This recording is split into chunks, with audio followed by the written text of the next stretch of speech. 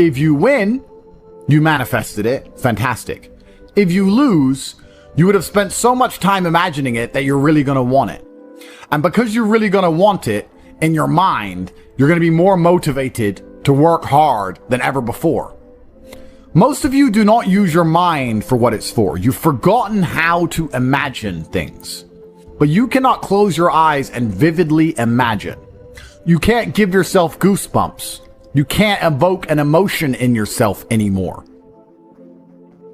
This is an age-old skill that humans had very recently up till social media. You should be able to close your mind and imagine the life you want to live so viscerally, to the point where you can taste it, so that this reality, the one outside of your mind, feels like nothing but a prelude, a ramp, which allows you to get where you want to go. The mind is that powerful. If you ask any champion of anything, they always envision themselves as champion all of the time. And the reason they do that is, one, so they feel confident, but two, so that if they don't become champion, they're more angry and more motivated for the next attempt to ensure that they do become champion. So that's the mentality and the mindset you have to have. Your mind is your number one ally in all things. A lot of you have been sabotaged internally by your own mind. Your own psyche is working against you. When you have negative thoughts that prevent you from being the best version of yourself, you should understand that your mind is attempting to betray you, and you should feel disgust because you have enough enemies. There are enough people in that opposing trench trying to destroy you. If you're watching this and listening to this right now, I promise you, if I were to give a button to most humans on this planet, if I were to go up to an average man, 25-year-old man of average income anywhere in the world, and say, if you press this button, this guy's gonna die. And I'll show a picture of you holding your dog, cuddling, being a nice little boy, whatever you're doing. I'll make you look sweet and innocent. I'll say, if you press this button, this guy dies, but you get $100 million. You do understand that 99.9% of people will press that button, right? And they'll take that 100 million without remorse. They won't really think about you very much. And if they do, they'll distract themselves with a Lamborghini and with bitches. That's it. They won't care about you. There's enough people in the opposing trench who are prepared to destroy you for self-interest that the idea of you not having every single part of you on your own side is truthfully sad. You need to be in a better position than that. You cannot allow your own mind to betray you ever. It has to be 100% on side all of the time. Once your mind is on side, once every part of your psyche is on your team, that's when you can go and look for other teammates. You can expand your network of other people whose psyche is all 100% on their side, and you have a unified outlook on the world. Then you can go and get things done. But the idea of self-betrayal is something most of you are struggling with and you didn't even realize. So as a thought experiment, we're going to sit here and I want you to actually think about it. How many times have you doubted yourself? How many times have you didn't feel like doing something you knew you were supposed to do? How many times has your mind tricked you into procrastination or being lazy? How many times has your mind convinced you that it was okay to fail and lose even though you didn't try your best? How many times have you sought comfort in excuses? How many times have you betrayed yourself? Don't worry about your enemies attempting to crush you. That's another conversation. If you actually analyze most of your failures, you're going to see the majority of them come from self-sabotage. And once you're in a position like me where you never betray yourself, where your mind never lets you down, ever. My mind knew exactly what I had to do. I did not miss a single day's training. I did not lose my mind. I did not go mental. I did not have a breakdown. I acted exactly as I was supposed to act. I was fully professional in all things. I got as much work done as I could possibly do. I was extremely productive. I used the experience for what it was. My mind never betrayed me. If you listen and look back on most of your failures, you're going to see that it was your own mind that betrayed you. It wasn't your enemies that tricked you. It wasn't your enemies that outmaneuvered you or outsmarted you. Most of you are not yet at high enough echelon to even have enemies of caliber. You were simply self-betraying. And until you identify that pattern and get yourself in the habit of ensuring that is impossible, then you're always going to lose against people who fully believe in themselves. You know, one of the things that stupid people have that makes stupid people quite successful sometimes is irrational self-belief. And the smarter you are, sometimes the harder it is to irrationally believe in yourself. But if you're dumb enough, you can be arrogant enough to have this irrational self-belief, and you will see some people be very successful, and you say, how is this idiot successful? Because they're so stupid that they don't consider the idea of failure. Their mind isn't advanced enough. They are not cognitive enough to consider betraying their own being. They only see outside. They don't self-reflect. If you're intelligent enough to self-reflect, you need to do it so that you can come up with feedback so that you can constantly improve, but be very aware of the trouble that can come from a mind that's not 100% on your side. My mind is 100% on my side in all ways. If I have to do something difficult, even if my body can't do it, my mind believes I can do it all the time. And you'd be amazed how much of life, even in the physical realm, is mental. If you believe you can run a marathon, you can run a marathon. If you don't believe you can run a marathon, you can't run a marathon. Because a marathon is hard. And by believing in it, by truly believing you can do it, then you will your body to a different level than if you don't believe you can do it. It's the same with absolutely all things, including making money, including the gym, including dealing with mental struggle. Anxiety is self-betrayal. Panic is self-betrayal. Procrastination is self-betrayal. Laziness is self-betrayal. Lacking motivation is self-betrayal. All of these things are self-betrayal. Most of you, your largest enemy on the planet today is yourself. You are the one who is destroying your own prospects because you don't have your own mind under control. And one of the things that's crazy about the world is your mind is one of the few things you can control. You can't control very much else. You can only control your mind. It's the only thing you have control over. So if you don't control it absolutely, you're going through life with no control over anything. You don't control your own mind, which means by extension, you do not control your life. You do not control your woman. You do not control the weather. You don't control nothing. You're just an empty vessel going through life with zero control over anything. You can control, once your mind's in check, your reaction and attitude to things. When you're in the trenches, there's people who give up. There's people who quit. There's people who sow FUD. There's people who feel sorry for themselves. There's people who want an easy way out. And there's other people who say, listen, this is a test. And the only way we're going to get this done is to be irrationally positive all of the time. He's like, well, what can I do about the price of Bitcoin? Perhaps nothing. But the universe may reward you karmically if you at least try to do something positive. Go for a walk, go for a run, burn some calories. Why don't you go down to the nearest grocery store and buy the old lady's groceries? How about that? You're unhappy that Bitcoin's gone down. Fine. What I recommend you do, although you may not understand this because you don't see them as linked, but karmically, all things are linked inside of this universe. Go down to the local grocery store and buy some groceries for an old lady. That's what you should do to fix the Bitcoin price. Now, will that genuinely affect the Bitcoin price? I don't know. It's amazing how this world works. Perhaps in some strange version of events, that slight delay in her thanking you and her getting in the car ends up leading to an increase in the Bitcoin price. But even if it doesn't, perhaps you'll learn something about not being so attached to money. Perhaps you'll feel grateful and understand you have a lot more spare money than you thought in the first place. Perhaps your attitude to the world will change, which will allow you to be more open-minded so that you can approach opportunities in a different way so that you make more money later on. Karmically, it's impossible for us to tangibly link how that positive action will lead into something else positive in your life later on. We just have to have faith that it will, because it will. So when I said this to this guy, he's like, LOL. That's his reply. He replied LOL when I said he should go buy groceries for somebody. And he doesn't understand the world. And I thought, well, why don't I go speak to thousands of people and talk positive then? Not to save him, but just to put my money where my mouth is, just to prove that you can just do something good.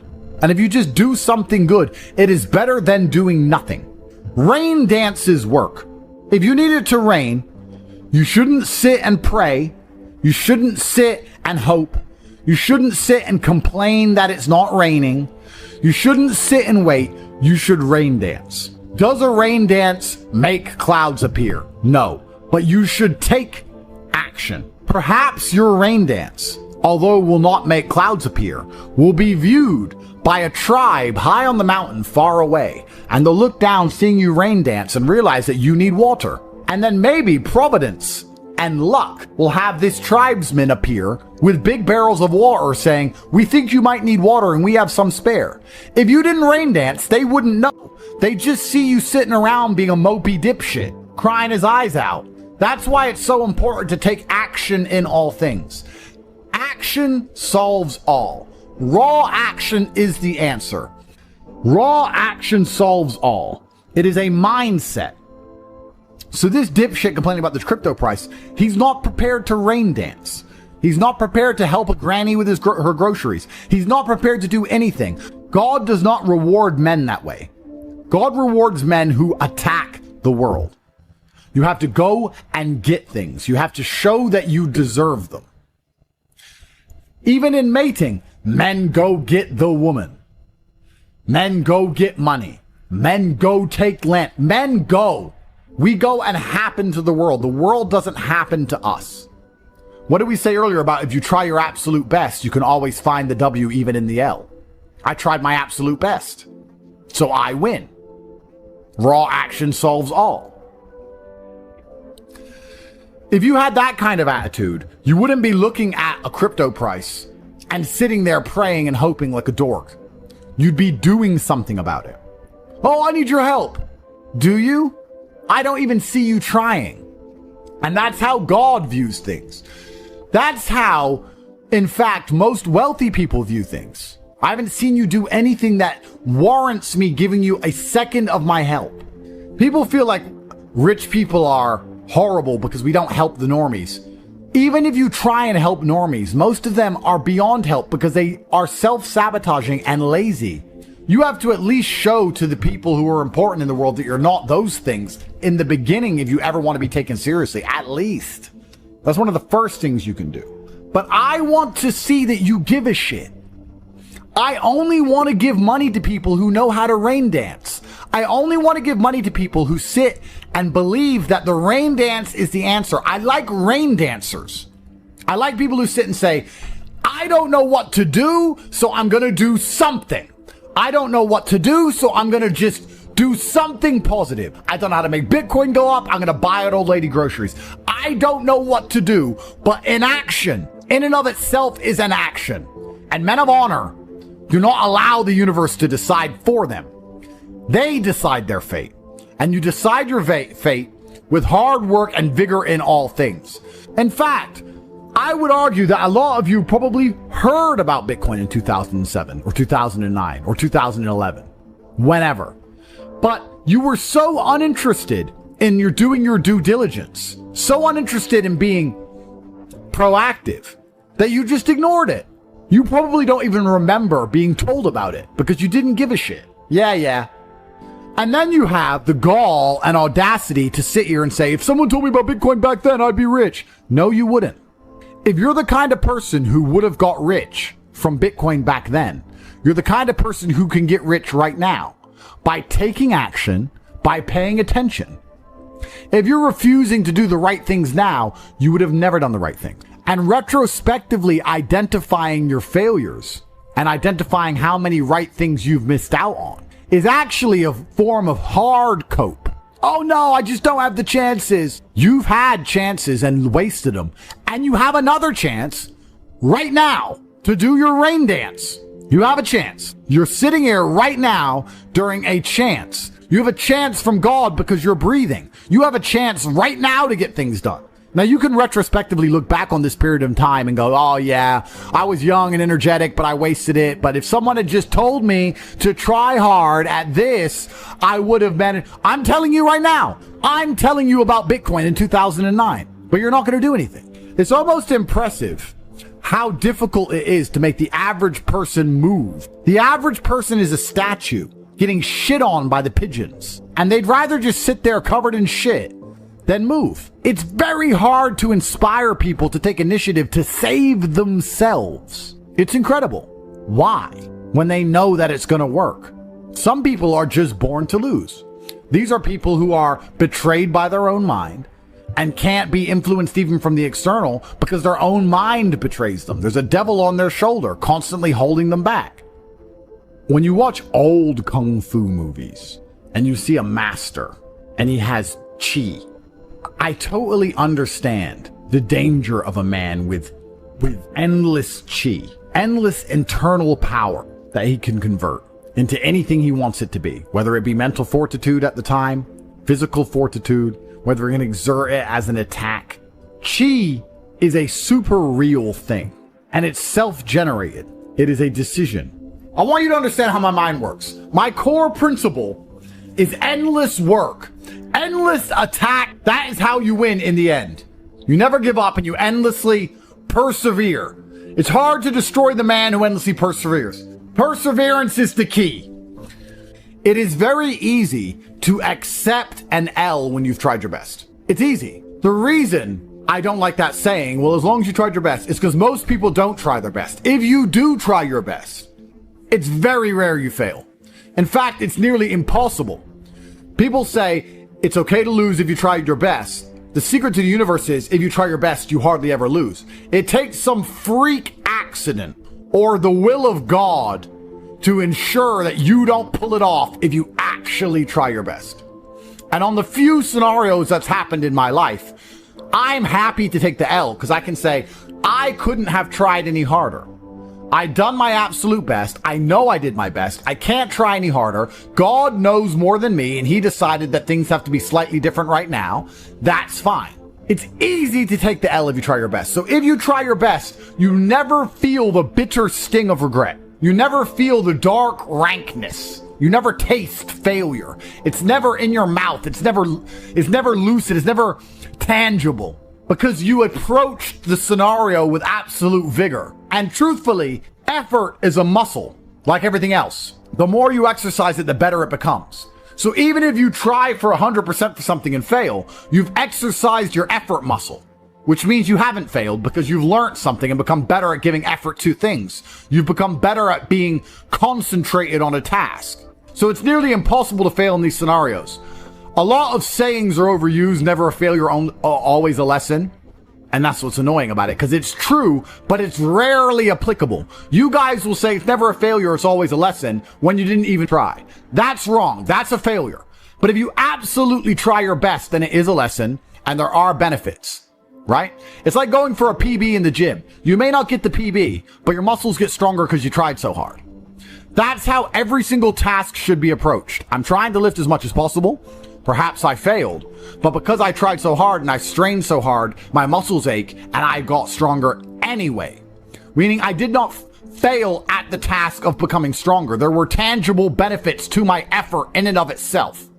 Making things happen is the masculine essence to how you should approach the world. Work harder than ever before to be monumentally rewarded more than ever before. It's also about pleasing the universe and showing that you are prepared to put your concentrated calories, the calories you consume, you're prepared to put them into something. You're only going to be rewarded if you differentiate yourself from the crowd via effort. A lot of people don't know how to try anymore, but we are not like that. We know better. We know how to try. That's why we always endlessly win. You should feel genuinely worried about wasting a single second, because you can't let the winners keep dunking on you. I've spoken at length about how the world is getting harder and harder. This is true. This is easy to observe. Everybody knows it. There are people out there in the world who are going to try hard to change that dynamic because they don't believe they can ever be rich. There are people who are going to sit and say, I don't want the rich to get richer and the poor to get poorer because I'm poor. And there's other people who sit and say, I like it this way. I like this challenge. I like that the game is rigged because now if I get rich, I get richer. That's how rich people think. Winners think, I have no problem with the rich getting richer and the poor getting poorer because I'm going to be one of the rich ones. Losers think, no, we need to spread it all out. If you accept the rich will get richer and the poor will get poorer, then you need to be prepared to do whatever it takes to win the game. Just like a video game, the harder the level, the greater the difficulty, the larger the high score at the end. I mean, you should try every day anyway, but let's assume you're the kind of person who can't try every day because you don't have that grit and consistency. If you're not going to pull your finger out now and finally try in these few days, when are you going to try? When are better chances going to come? Because they're actually right in front of you. This is a huge, important period in your life when it comes to your success and your finances.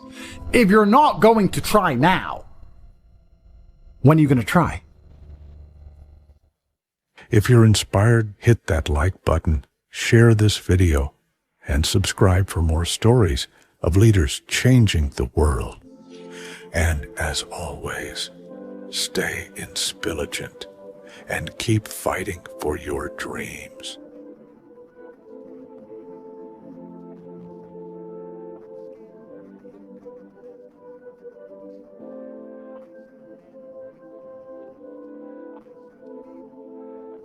Most people think they can do more in a single day than they actually can, but they often don't realize just how much they can accomplish in 6 months. 6 months, that's what we're diving into today. How you can completely change your life over the next 180 days.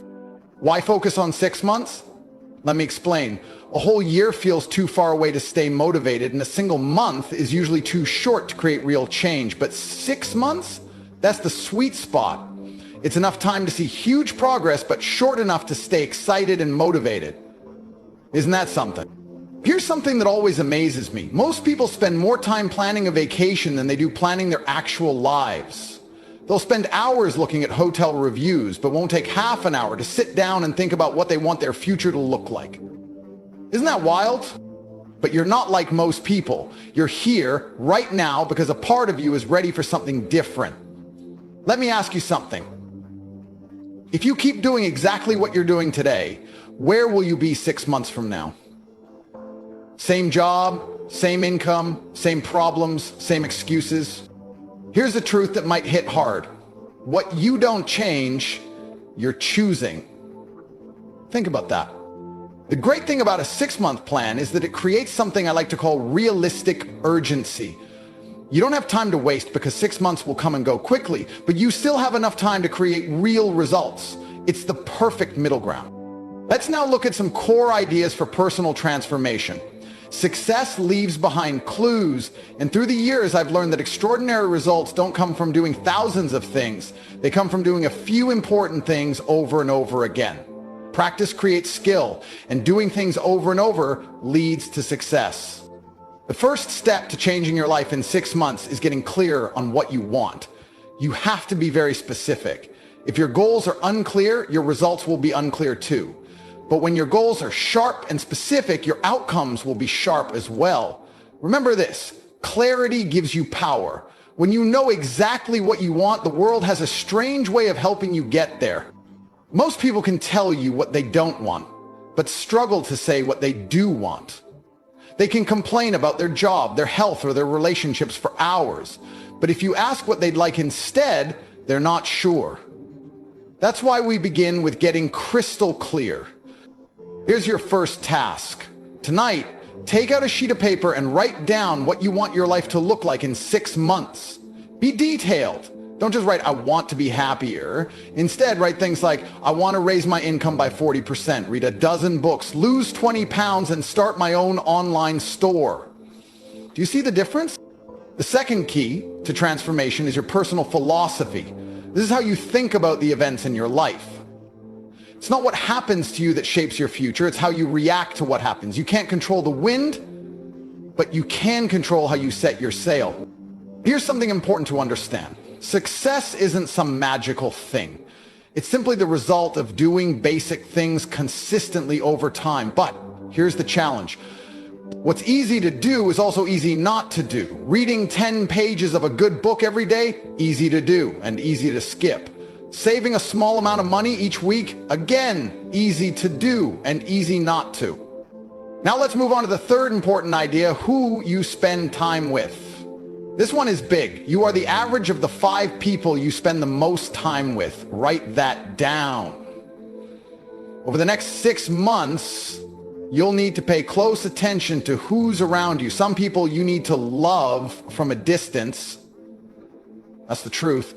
There are two types of people on your journey: those who lift you up and those who bring you down. Your mission is to spend more time with the people who lift you up and less time with those who don't. It really is that simple. Let me tell you something powerful. Most people only use about 20% of what they're truly capable of. Why? Because they've never made a solid decision to live at a higher standard. They're just trying to survive each day instead of learning and growing from it. That's a big difference. The fourth key to changing your life in 6 months is to start keeping track of things.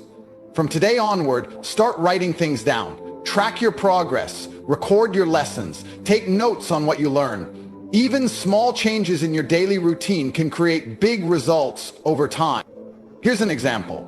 If you read just 10 pages of a good book each day, that adds up to 1,800 pages in 6 months. That's about 6 or 7 whole books.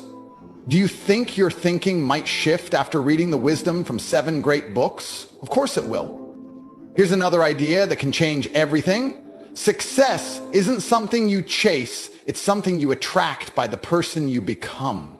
Over the next 6 months, your main goal should be working on yourself. Work harder on you than you do on your job. Now let's talk about investing. Not just money, though that matters too. I mean, investing in your growth. Here's a simple formula. Formal education will help you earn a living, but self-education will help you build wealth. Let me ask you, how much have you put into your personal growth in the last year? Most people won't think twice about spending $100, 0 cents at a nice restaurant, but they hesitate to spend the same amount on a course or a book that could help them grow. That's strange, isn't it? Over the next 6 months, you need to start putting money into yourself. Books, courses, workshops, coaching, whatever helps you grow. Think about it this way. If someone is where you want to be, they probably know something you don't. So learn from them. The 6th key to transforming your life is understanding how small steps lead to big changes. I call this the miracle of steady progress. When you make small, smart changes every day, they add up to something big. Let's break it down. If you get just 1% better every day, in 6 months, you'll be nearly twice as good as when you started. That's the magic of building up slowly. Most people wait for the right time to make a big leap, but real success is built from hundreds of small, smart moves made over time. Now let's look at the 7th key, goal setting. I know you've heard about setting goals before, but let me give you a new perspective. Most people don't dream big enough. They base goals on what seems safe or doable, not what they truly want. For the next 6 months, I want you to set goals that feel a little scary. If your goals don't make you a bit nervous, they're too small. But here's the trick. Break these big goals into small daily tasks. Success comes from what you do all the time, not just every once in a while. There's something else that matters a lot: your surroundings. Your environment can either push you forward or hold you back. In the next 6 months, you must shape your environment so that it helps you. Clean up your workspace, organize your home, create a space that makes you feel ready to take on the world. Here's something that stuck with me. You can't change your final destination in one day, but you can change your direction. That means you can decide tonight to make choices that will lead to a totally different life 6 months from now. And trust me, you'll be glad you did. Success isn't about having the most resources. It's about being resourceful with what you already have. In the next 6 months, stop focusing on what you don't have and start using what's already in your hands. That shift changes everything. Next, let's talk about the 8th key, standards. Your life will always match the level of standards you set for yourself. Raise your standards, and your life will rise to meet them. Drop your standards, and your life will follow. Over the next 6 months, raise your standards in every part of your life. Don't settle for average in your relationships, health, income, or work. Expect more from yourself. Aim higher. People tend to live up to what they expect. If you expect the bare minimum, that's what you'll get. But if you expect greatness, you'll push yourself harder and achieve more. So raise the bar. Now let's talk about daily habits, your rituals. What you do every day has more impact than what you do once in a while. Over the next 6 months, build habits that match your goals. All right, here's one that can completely change things. Wake up 1 hour earlier every